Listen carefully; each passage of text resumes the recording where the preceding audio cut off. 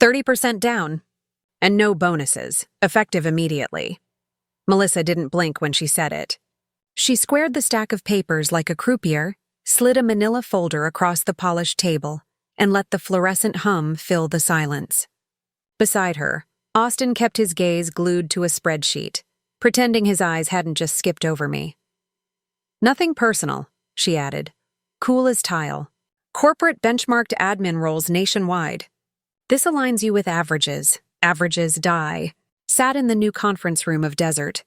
Bloom Dental, my second home for 18 years, now stripped of the warm desert coral paint I'd chosen and redone in a corporate gray that matched the new logo marching across every wall. I kept my face calm, professional, every muscle trained by thousands of patient conversations not to show the jolt of heat behind my ribs. I'll review the terms carefully, I said, and took the folder without letting my hand shake. Great, Melissa replied with the relief of someone who expected fireworks and got a candle. We'll need your decision by Friday. My name is Barbara Green, and 3 months ago, this room still felt like ours. Before the acquisition, before the manuals and metrics and buzzwords, we were a 2-chair dream that grew up into 6 treatment rooms and a waiting list.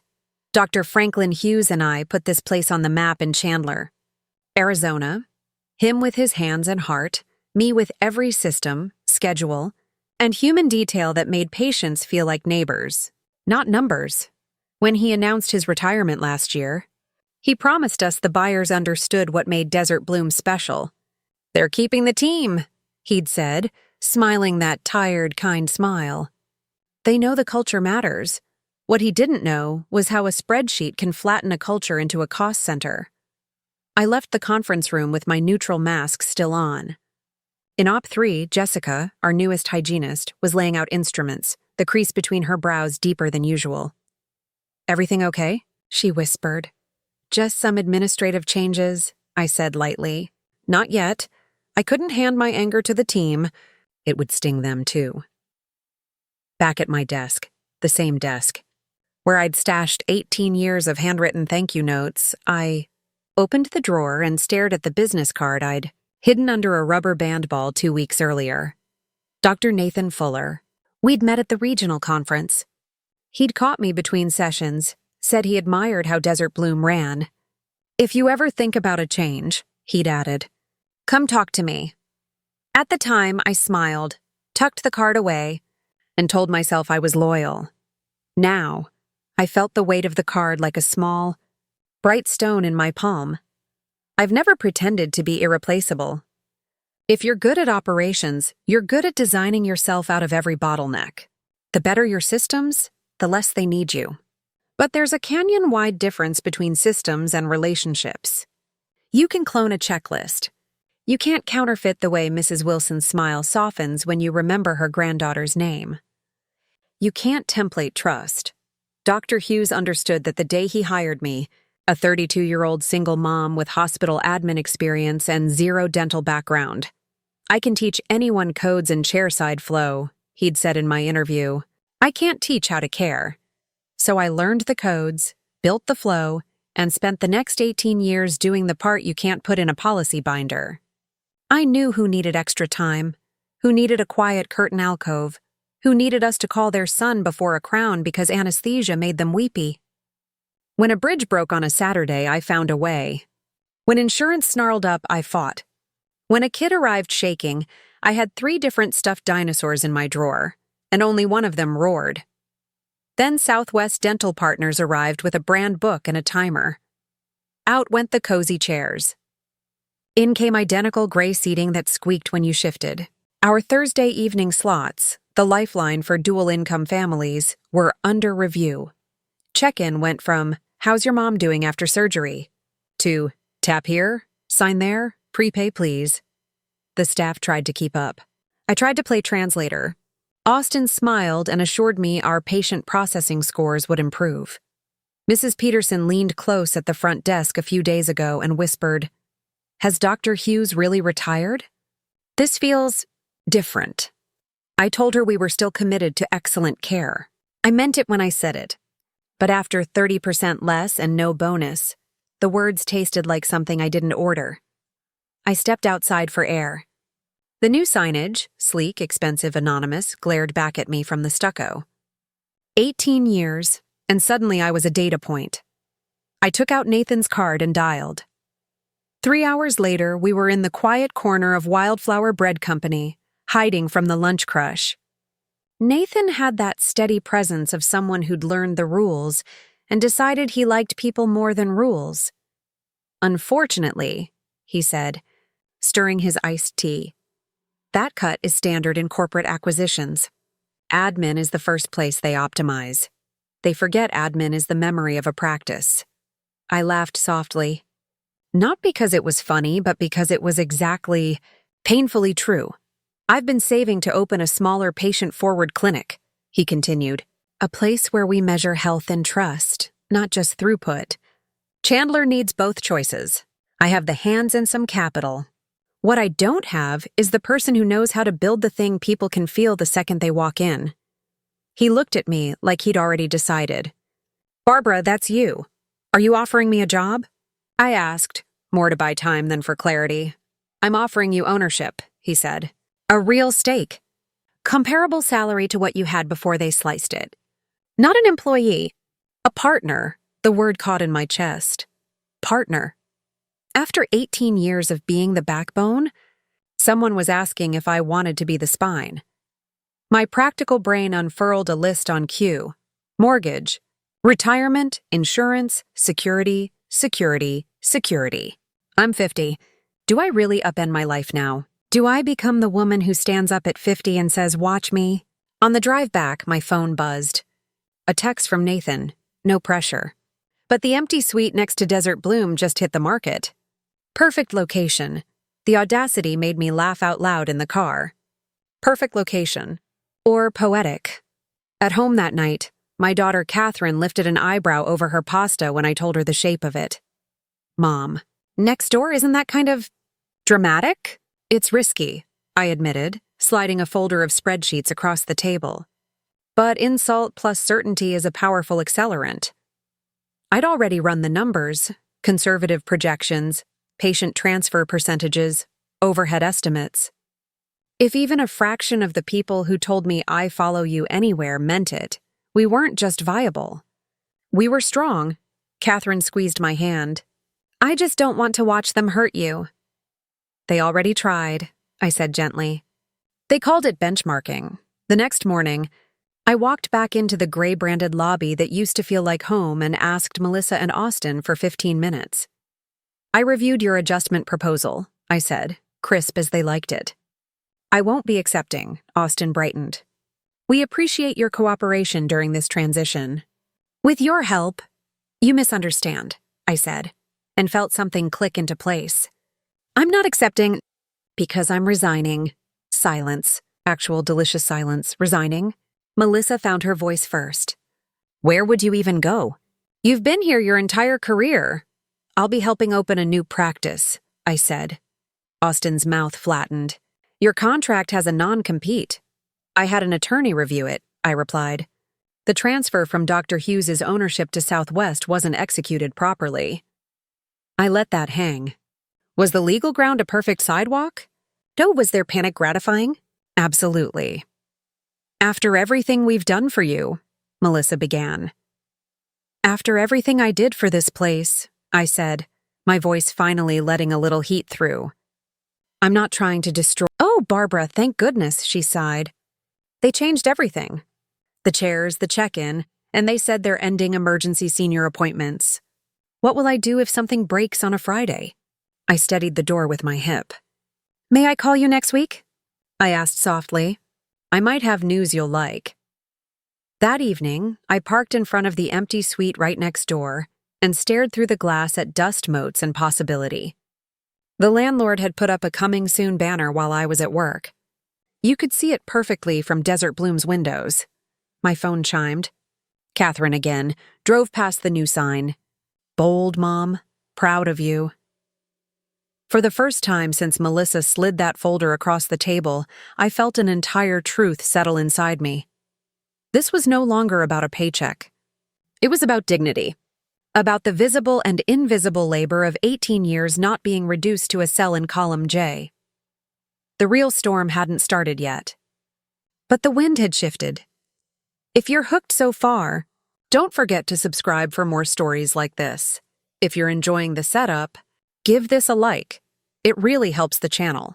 And tell me in the comments, what would you have done the moment they said 30% less, no bonus? 2 weeks later, Desert Bloom didn't feel like Desert Bloom anymore. Patients fidgeted in those stiff gray chairs, clicking their pens against clipboards while the front desk rushed them through prepay forms.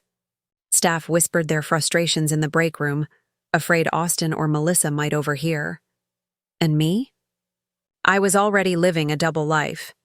By day, I was the consummate professional, training Jennifer, covering schedules, and smiling through teeth-gritting staff meetings.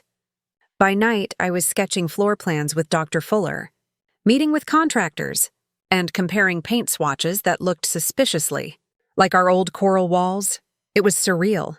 The same woman, who had spent 18 years protecting Desert Bloom, was now quietly constructing its rival just a wall away. When I broke the news to Catherine over Sunday dinner, her fork froze in midair. "Mom, you're really doing this, competing against them." Right next door. Her voice wavered between awe and alarm. I poured iced tea into her glass, steadying my own nerves. "It's not about competing, Catherine. It's about creating something that feels like home again, for me, for patients, for the staff.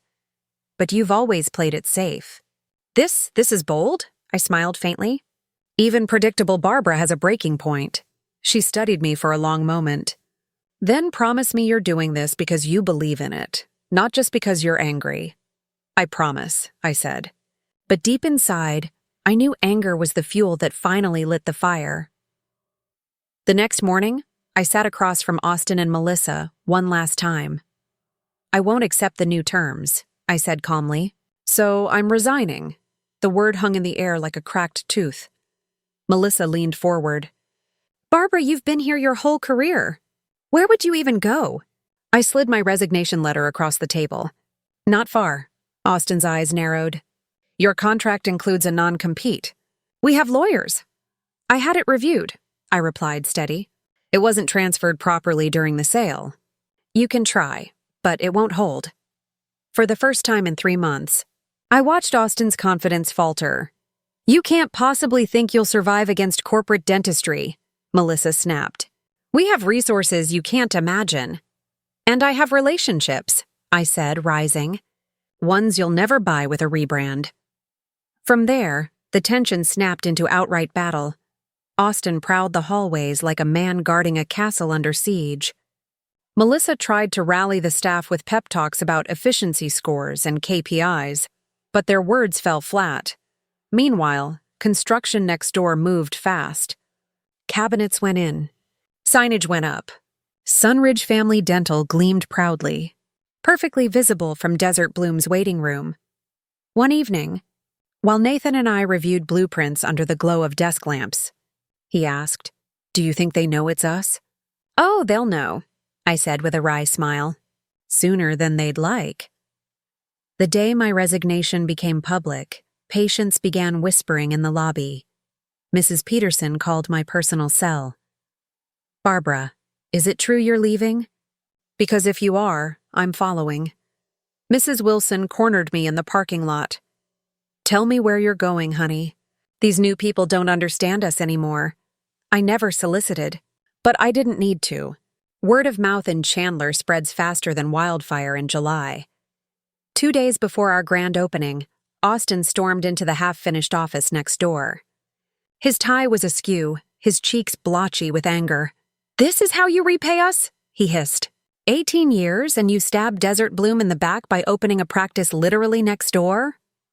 I set down the box of supplies I was unpacking. "Austin, I gave Desert Bloom 18 years of loyalty.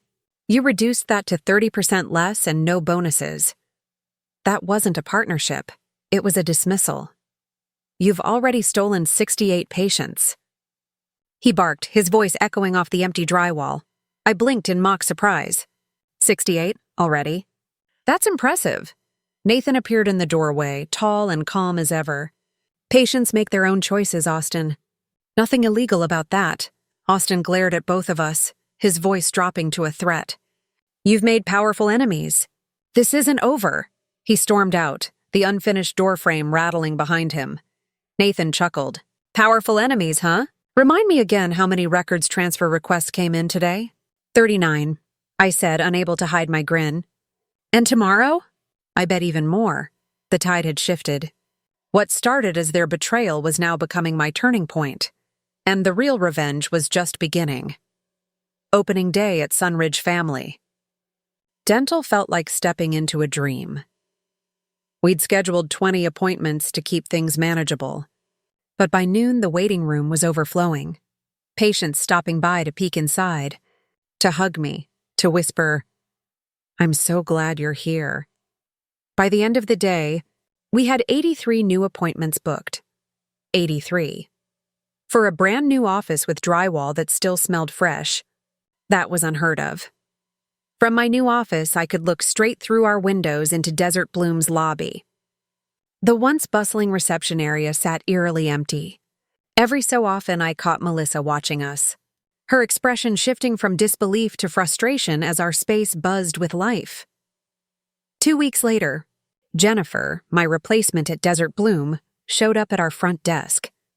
Her voice trembled as she asked, "Barbara, do you need another admin assistant? They're cutting me loose." I saw the exhaustion in her eyes, the same burnout I'd felt in my final months. I thought about the budget, the risk, the tight margins of a new business. Then I thought about all the times corporate had scapegoated loyal staff. "You can start part-time," I said. "Full-time once we're stable." Her shoulders sagged in relief. "Thank you, Barbara. I won't let you down." Behind her, Jessica walked in with another stack of records transfer requests. 39 more patients choosing us that week. At this rate, I thought, Desert Bloom won't just lose numbers. They'll lose their soul. By month 3, we had over 1,000 patients. By month 6, more than 2,000. 2/3 of them transferred straight from Desert Bloom. Austin was reassigned to a failing practice in Phoenix. Melissa was left trying to explain the collapse to her regional managers. Discounts, promotions, efficiency drives, none of it worked. Because you can't discount trust. And trust was what we'd built, one patient at a time. Mrs. Wilson brought her Friday cookies to Sunridge now. The waiting room chairs were warm, southwestern, welcoming, the way Desert Bloom used to be before corporate bleached the heart out of it. We even reinstated senior emergency appointments. We weren't just running a dental office. We were reclaiming community. One Tuesday afternoon, Melissa appeared in my doorway, her usual boardroom confidence gone. "Do you have a minute?" she asked quietly. I gestured for her to sit. "How did you do it?" she asked, her hands fidgeting in her lap. "How did you build such loyalty?" I held her gaze. 18 years of treating people like people, not profit centers. There's no corporate manual for that, she nodded slowly. I'm being transferred next week. Desert Bloom's decline is unprecedented. For a moment, I almost pitied her. But then I remembered the folder she'd slid across the table that day. Her voice cool as ice. 30% less. "No bonus. I'm sorry it didn't work out," I said simply. She stood, eyes wet. "You proved your point. I just wish we'd realized your value before it was too late." That night, over dinner, Catherine studied me with a smile. "You're different, Mom. Happier." I thought about it. About the risk, the fear, the exhaustion. About the revenge that had started this whole journey. And I realized something. "I am happier," I said. For years, I thought my worth depended on how much Desert Bloom valued me. But when they cut my pay, they didn't take anything from me. They showed me what I was capable of. Catherine raised her glass. "To finding your voice at 50. I clinked mine against hers, feeling the truth of it settle deep in my bones. Revenge wasn't about watching Desert Bloom sink. It was about watching myself rise. They thought they were cutting my value by 30%. Instead, they revealed I was worth 100% more than I'd ever believed. If you loved this ending, hit that like button. It tells us you want more stories like this. Don't forget to subscribe so you never miss the next tale.